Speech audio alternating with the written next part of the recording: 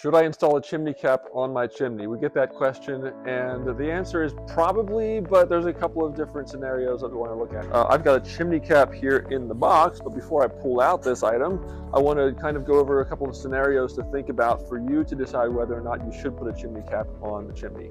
So a couple of things that can happen easily is rodents. I recently just put a chimney cap on my chimney because I had birds coming down the flue.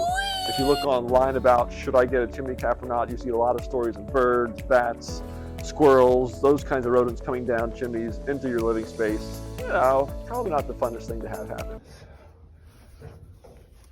Oh my god. Oh, he's so warm.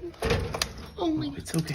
Ow! Ow! So that's one reason you might want a chimney cap, especially one with, as we'll see here, if you're going to put a cap on, you want to have one that has like mesh sides, like expanded metal like this, so that it can keep the rodents out. So that's one reason. The second big reason for a chimney cap is rain, right? Rainwater. No cap on the chimney means you're getting rain right down through there. A lot of times what can happen also is over the years, that rain mixed with the creosote in your chimney or in a chimney liner can actually cause more rapid decay.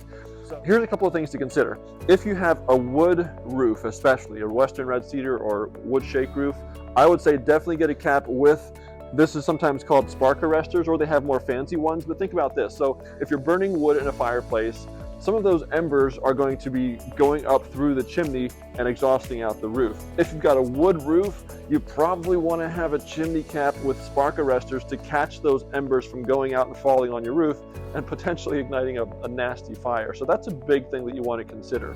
And a cap like this is usually good enough to stop most of those sparks, but you can get ones with smaller mesh to get more of those sparks. Now that's assuming you have a wood fireplace. You know, if you have a gas fireplace or something like that where you don't have sparks and embers going out, it's not as big of a deal. But then it's more a matter of, you know, are you going to get rodents down the flue? Are you going to get water down the flue? And is that going to damage it further? So those are kind of the three big factors. Really, the only drawback for not having a chimney cap installed is just the price. So is it absolutely necessary to have a chimney cap? No, chimneys have been living for thousands of years, some with caps and some without, but you don't have to have a cap. However, it can give you peace of mind, keep water out of the chimney, keep rodents out of your house, and keep sparks from flying out onto your roof and the surrounding area as well. You know, to get just a simple chimney cap installed, like fastened to the top of your flue, you're looking at probably a few $100s for the material and a couple $100s for the labor. So, you know, $500–600 should get you a very nice chimney cap. I would recommend that you go with either a powder coated one or a stainless steel one so it doesn't start rusting over the years and cause streaks down your chimney and be looking terrible in 10 years from now.